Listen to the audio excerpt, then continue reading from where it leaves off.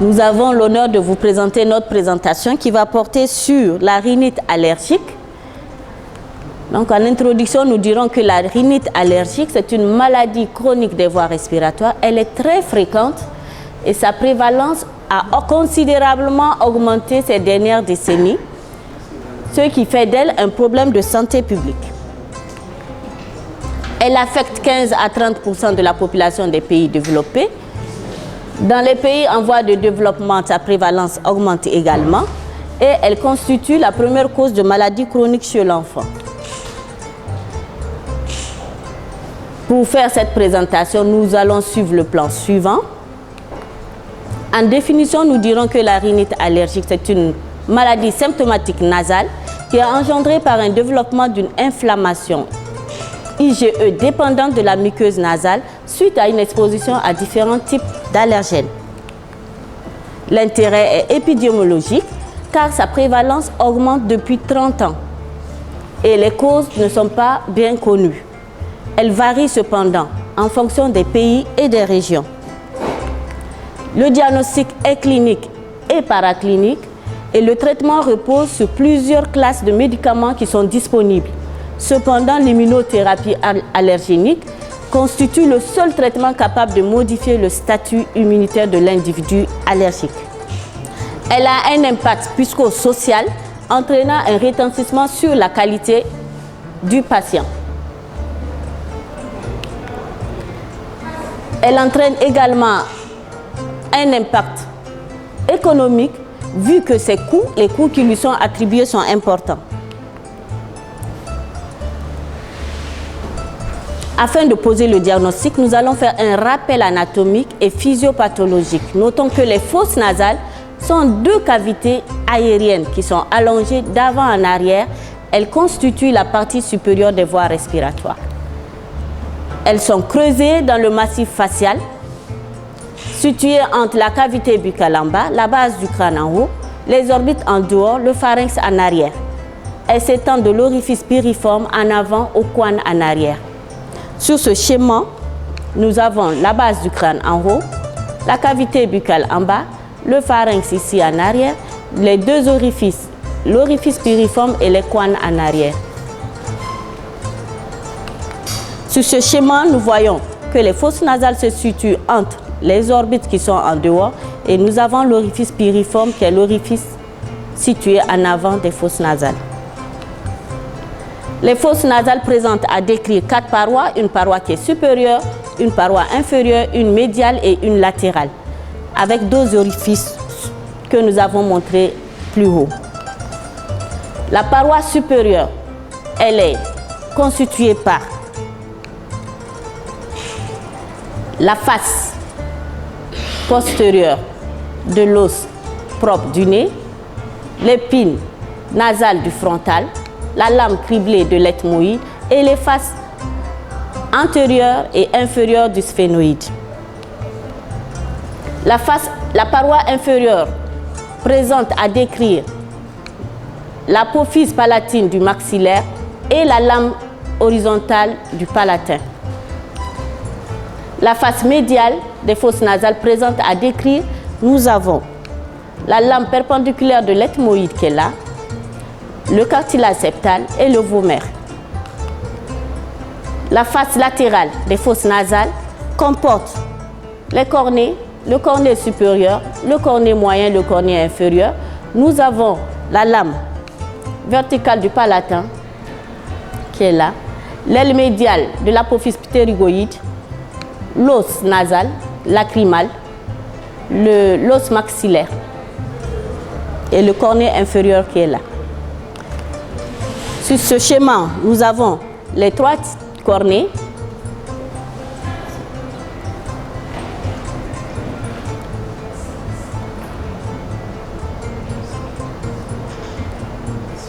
Les 3 cornets, à savoir le cornet supérieur, moyen et inférieur avec leurs différents méas. Le méa moyen, le méa supérieur, le méa inférieur.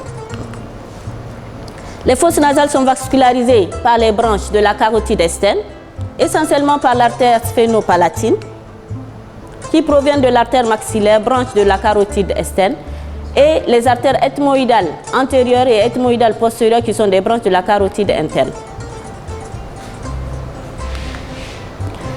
Les fosses nasales sont innervées par le nerf facial, qui assure l'innervation sensitive, et le nerf ophtalmique qui assure l'innervation sensorielle. La muqueuse qui tapisse les fosses nasales est une muqueuse de type épithélial cylindrique pseudo-stratifié cilié avec un chorion qui est riche en vaisseaux et glandes séreuses et muqueuses. Elle tapisse toutes les cavités, la cavité des fosses nasales, sauf la partie moyenne de la paroi supérieure, de la cloison nasale et de la face convexe du cornet supérieur, où elle est jaune et elle prend le nom de muqueuse olfactive dotée de cellules neurosensorielles. C'est ce que nous voyons sur ce schéma. Ici, la muqueuse qui tapisse cet endroit, elle est appelée muqueuse olfactive.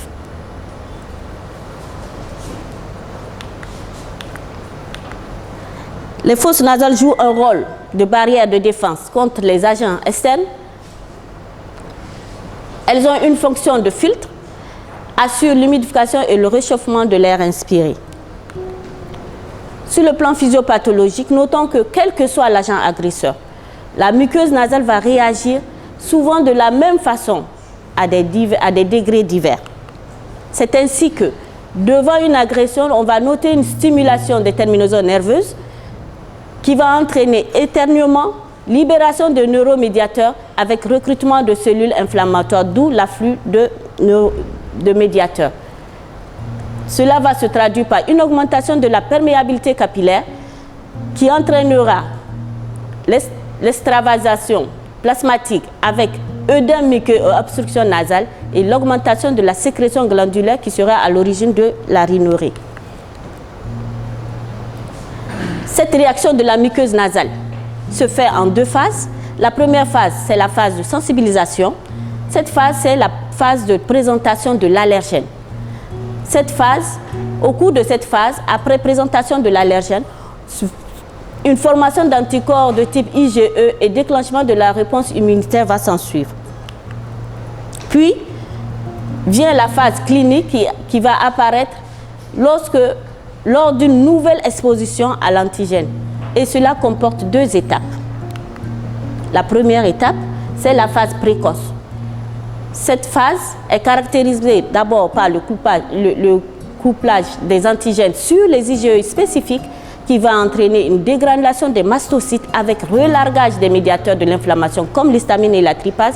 Et sur le plan clinique, on aura éternuement, plurite, rhinorrhée, congestion nasale. La phase tardive, quant à elle, elle est caractérisée par la stimulation et l'activation des mastocytes qui va entraîner une infiltration de l'épithélium nasal par les éosinophiles, les mastocytes, les basophiles et les lymphocytes T. Nous schématisons cela sur ce schéma, la phase de sensibilisation avec présentation de l'antigène. Là, nous avons l'antigène qui est reconnu par les anticorps et la phase de dégranulation qui commence. Après avoir vu les généralités, nous allons essayer de poser le diagnostic. Pour poser le diagnostic, on fera l'interrogatoire. Cet interrogatoire sera consensueux et bien détaillé. Nous rechercherons le score de Paréo. Notons que 80% des rhinites allergiques ont un Paréo supérieur ou égal à 2. Dans Paréo, nous avons P pour plurite, A pour anosmie ou hyposmie, R pour rhinorrhée claire, éternuement, obstruction nasale. Donc le plus souvent, les malades viennent avec un ou deux signes, voire plusieurs signes. Puis l'interrogatoire recherchera la durée des symptômes, la périodicité, l'intensité, le caractère transitoire ou permanent de ces symptômes. D'autres signes sont aussi à rechercher, à savoir le tic de reniflement, l'émage, l'hypoacousie, la sensation d'une plénitude d'oreille, des céphalées, voire des toux irritatives. L'interrogatoire appréciera également la qualité de vie du patient en recherchant l'intensité diurne de ses symptômes et la fatigue qu'elle engendre, les effets sur le sommeil, obstruction nasale au décubitus avec respiration buccale, ronflement, apnée, sécheresse bucco-pharyngée. L'interrogatoire va également rechercher des antécédents avec des comorbidités, le terrain allergique personnel et ou familial, le reflux pharyngo-laryngé, une enquête sur son environnement, l'habitat, le lieu de travail, le tabagisme, la pollution atmosphérique. Après l'interrogatoire, on cherchera les signes généraux, un état général qui est le plus souvent conservé, une asthénie, une irritabilité, une apyrexie. À l'examen physique, à l'inspection, on recherchera le salut allergique que l'on voit ici. Il s'agit d'une ligne horizontale qui est perpendiculaire à l'arête nasale. Ce salut apparaît lors des grattages du nez. L'examen va se poursuivre avec l'examen des muqueuses, à savoir la rhinoscopie antérieure. Au cours de cette rhinoscopie antérieure, on visualisera une muqueuse nasale qui est humide plus ou moins œdématée, de couleur rouge, violacée ou rose pâle. On recherchera également une hypertrophie de la muqueuse des cornées. On recherchera un œdème polypoïde ou des polypes du méa moyen en cas de participation sinusienne. Une nasofibroscopie peut être réalisée pour une exploration complète des fosses nasales et des méas, surtout du méa moyen, et l'examen ORL sera complet. Nous ferons également les examens paracliniques. L'examen paraclinique est constitué par le bilan allergologique qui doit être systématique. On fera les tests cutanés, à savoir le PRIC-TEX. C'est l'examen clé, c'est l'examen de première intention. Puis, on peut également demander un dosage des IgE spécifiques en cas de besoin ou le dosage des allergènes moléculaires qui constituent la meilleure compréhension des polysensibilisations et des réactions croisées. Là, nous avons une image de la réalisation du PRIC-TEX. Après avoir fait l'examen complémentaire, on pourra classer la rhinite, d'où les formes cliniques. Le consensus allergique rhinitis and its impact on asthma area différencie la rhinite allergique en rhinite allergique légère, modérée ou sévère, intermittente ou persistante. Elle sera dite légère lorsque le sommeil est normal, lorsque les activités sociales ou les loisirs ne sont pas perturbés, lorsque les activités scolaires de l'enfant ou professionnelles ne sont pas perturbées et que les symptômes sont peu gênants. Cette rhinite allergique sera dite modérée ou sévère lorsque le sommeil est perturbé, les activités scolaires, professionnelles sont perturbées, ainsi que les loisirs. La rhinite allergique sera dite intermittente lorsque ces signes, la durée de ces signes, de l'apparition de ces signes est inférieure ou égale à 4 jours par semaine ou 4 semaines par an, et persistante lorsque la durée de ces symptômes est supérieure à 4 jours par semaine et supérieure à 4 semaines par an. Il existe des formes associées, une rhinite allergique associée à l'asthme, associée à une rhinoconjonctivite ou associée à une sinusite. Nous chercherons aussi à éliminer certaines pathologies dont nous ferons le diagnostic différentiel selon ARIA. On va éliminer une rhinosinusite avec ou sans polype, éliminer des facteurs mécaniques, par exemple une déviation septale peut donner certains signes comme l'obstruction nasale, une hypertrophie turbinale, des pathologies des valves nasales, une hypertrophie des végétations adénoïdes chez l'enfant, une variation anatomique du complexe ostéoméatal, un corps étranger, ou une atrésie choanale. On pourra aussi éliminer les tumeurs ou pseudotumeurs bénignes ou malignes, ou les granulomatoses ou maladies du système, à savoir la maladie de Wegener, la sarcoïdose, les granulomatoses médiofaciales.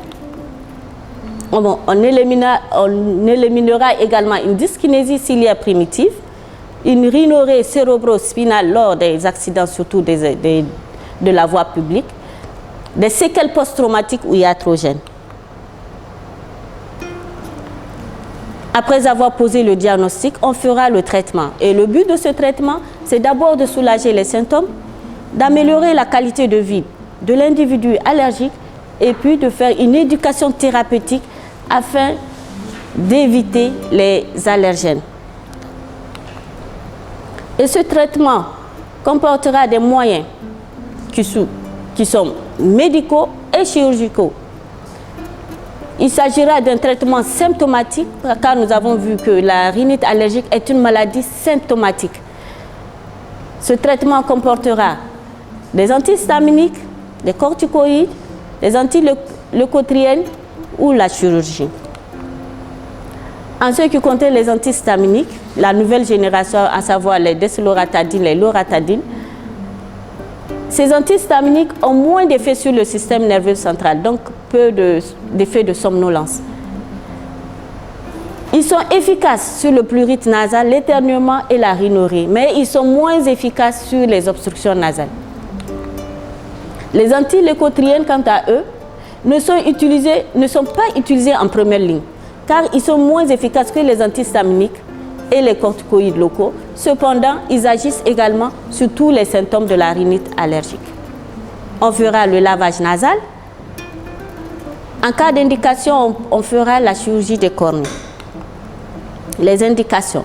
Devant une rhinite allergique légère à modérée, il faut penser à donner un antihistaminique en première intention. Devant une rhinite allergique modérée à sévère, il faut faire une rhinocorticostéroïde en monothérapie, en tenant compte des signes. Lorsqu'il y a une obstruction nasale, cortico-nasale. Lorsqu'il y a prurite, rhinorrhée, éternuement, antihistaminique. Il faut noter que l'immunothérapie allergénique, qui est la désensibilisation allergique, permet une induction d'une tolérance immunologique, est efficace sur l'allergie aux acariens et permet une prévention de l'asthme. Le traitement préventif, c'est l'éviction des allergènes, l'éviction tabagique, le port de masques protecteurs, lutte contre les facteurs favorisants chez l'enfant, vaccination, allaitement maternel et diversification alimentaire plus ou moins précoce. En conclusion, nous dirons que la rhinite allergique par sa fréquence, l'altération de la qualité de vie qu'elle cause et le coût élevé qu'elle représente pour la société constituent un problème de santé publique. Et l'enquête allergologique permet de confirmer ou de réorienter le diagnostic. Nous sommes à la fin de notre présentation. Nous vous remercions pour votre aimable attention.